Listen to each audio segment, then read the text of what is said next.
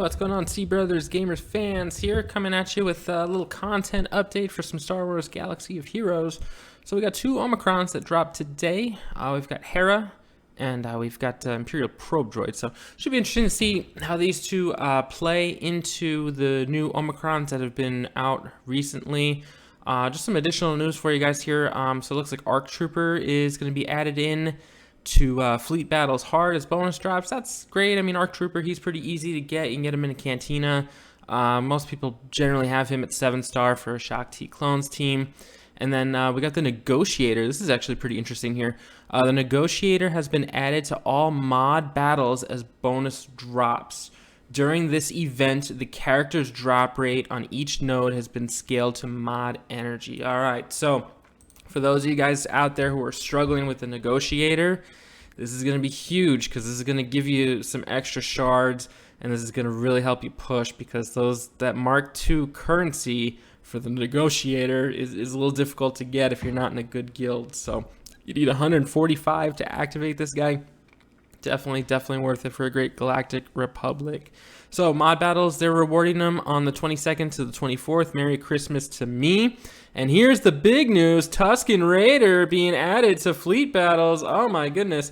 You know, I really wonder, guys, is Tusken Raider, ARC Trooper, Cara Dune, who else did we get that's been added into these random battles? The Y-Wing, I think.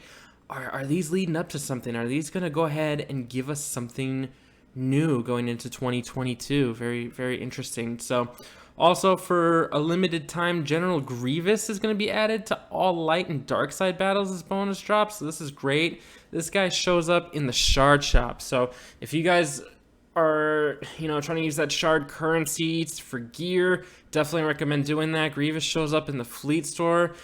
Sometimes it took me a couple years to get Grievous to 7-star. I never spent a single shard shop on this guy just because I needed that for the gear and for my Relic 13s. Not Relic 13, my Gear 13s, my Relic guys. All right, so this will be before New Year's Eve. And then I'm looking fresh new models for portraits Ayla, Secura, Qui-Gon Jinn, and Mace Windu. So we'll have to check that out. But let's take a look at the Omicron updates here. So let's grab the first one here. We got Hera. So basic stuff here, this is what's going to be changing. So the things that are marked in green are going to be changing. So her basic is going to stay the same. So if it's the healthiest enemy, you get exposed on them. Play to strengths, call another target ally to assist. I believe that is the Zeta. 50% potency, deals 35% more damage. This is going to be the Zeta, I believe. And then the backup plan, target ally gains backup plan for 3 turns. It's kind of like if they die, then they get revived, which is pretty good. Phoenix, great faction for when you're first starting. But here's where it gets interesting. Now, each active Phoenix ally grants their unique ability to other Phoenix allies, right? We knew that. That was already what Hera did. That's why she was such a great leader. That's why she's so great for the early teams. In addition, when a Phoenix ally uses a special ability, they gain 20% turn meter if Hera's active. So that's excellent, right? So Hera's a leader. Zeb, Chopper, they use their uniques. They get 20% turn meter. This is good stuff. Effect is doubled for Phoenix allies with less than full health. So that means they get 40. Here's where the Omicron is going to make a big difference for your Phoenix team, okay? Each active Phoenix ally grants their unique ability to other Phoenix allies. So that was already there. That was part of what Hera did. In addition, whenever a Phoenix ally uses a special ability, they gain 20% turn meter if Hera is active, double, blah, blah, blah. That's what was already there. While in territory wars, Phoenix allies have 30% counter chance, 50% max health, and 30 speed. That is going to really put a Relic Phoenix team on defense in TW.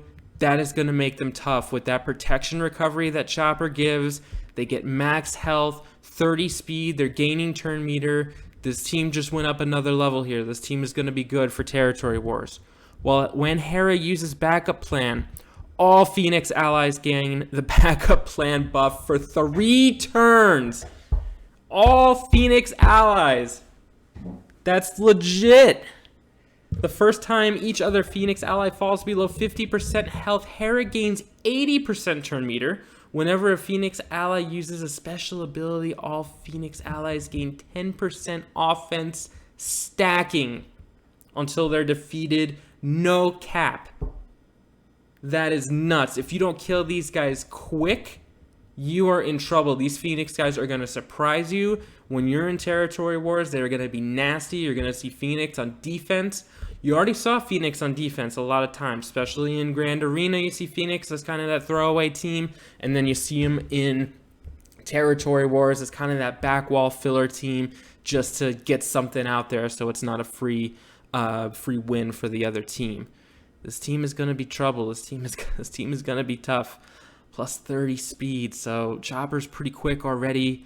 The thing that gets me is whenever a Phoenix ally uses a special ability, all Phoenix allies gain 10% offense. That's nuts. That's looking like one of the better Omicrons that have come out so far. Obviously, Qui-Gon Jinn is a really good one. Captain Phasma, Boba Fett, Book of Sion, or whatever his name is. All those are pretty solid. So the Omicrons are looking pretty good. I'm into them.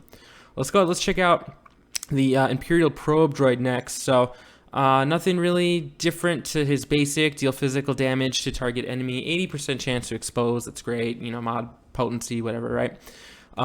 Detect, dispel all buffs on all enemies. 75% chance to inflict target lock. Okay, and then 5% turn meter.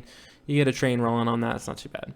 Self-destruct, Imperial Probe droid instantly defeats itself, cannot be revived. Deal massive damage to target enemy. Bonus damage to other enemies equal 30%. Okay, so this is all the same stuff. So unique here, this is where we're going to have to change. So here's what it originally said. Imperial Probe droid has 50% max health at the end of each droid ally turn, at the end of each Empire ally turn, or at the end of each Rebel enemy turn.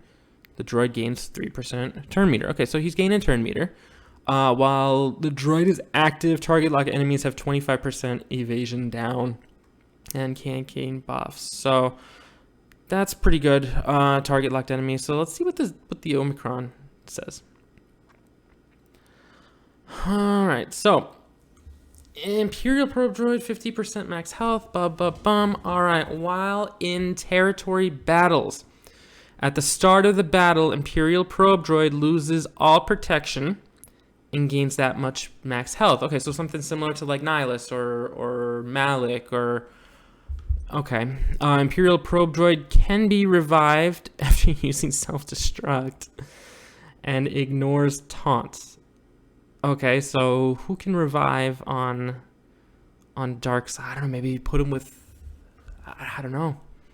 Interesting. At the start of each encounter, Imperial Probe droid is revived with 100% max, with 100% health. What does that mean?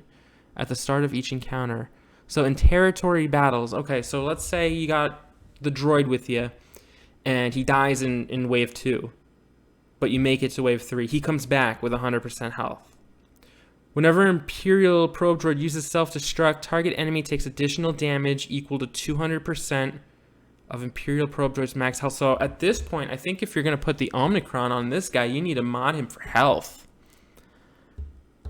Target enemy takes additional damage, 200% max. Yeah. And then other Empire allies gain offense equal to 300% of Imperial Probe droid's offense, stacking until they're defeated. Wow, 300%. So Darth Vader, he could probably go on a tear there. So it looks like this one is good for territory battles. That's obviously what it's for. He's just gonna self-destruct, and the enemy is going to take 200% of the max health. It's going to take 200% damage equal to 200% of droid max health. So mod this guy for health if you're going to use him. I don't really see a lot of probe droids out there, and during territory battles we really don't see it too often because probe droid we don't see what other people are using, right? So if he's needed for platoons or whatnot, that's different, but we don't see what other people are using in territory battles. So this Omicron is actually pretty interesting there. So very very interesting. 2 Omicrons came out today, so that puts us over 10 for sure. Haven't been able to sign on to my account. My BlueStacks, it just doesn't, I don't know, it's not really working. So what I think I'm going to do is I'm just going to probably end up doing videos here talking about updates and, what my opinions are with it. And, the Omicrons are good. I think Hera's is a little bit better. I think in Territory Wars, I'm pretty sure that was Territory Wars. Yep, that was Territory Wars. Phoenix is going to be tough, guys. If you put that Omicron on Hera, Phoenix is going to be hard. If you got Relic Phoenix or you got Gear 12 Phoenix out there, which some of us do, let's be honest, a lot of people, they stop at Gear 9 once they get thrown to 7, and then Phoenix just sits. Phoenix might come back, though. Gear them up, Gear 10, Gear 11. They start getting protection up, regenerating health. I mean, Phoenix looks pretty tough. So 2 Omicrons today, looking pretty solid. I'm really liking what I see here. And we'll catch you guys next time on another update for Star Wars Galaxy of Heroes. All right, thank you. Oh, should we roll out the outro? Roll out the outro. Hey, Matt, how's it going? Andrew, what's happening? So, Alibris here? Yeah, it's a good source for finding any textbooks, books for academia, college, whatever you need. Head on down. All right, check us out. Thank you.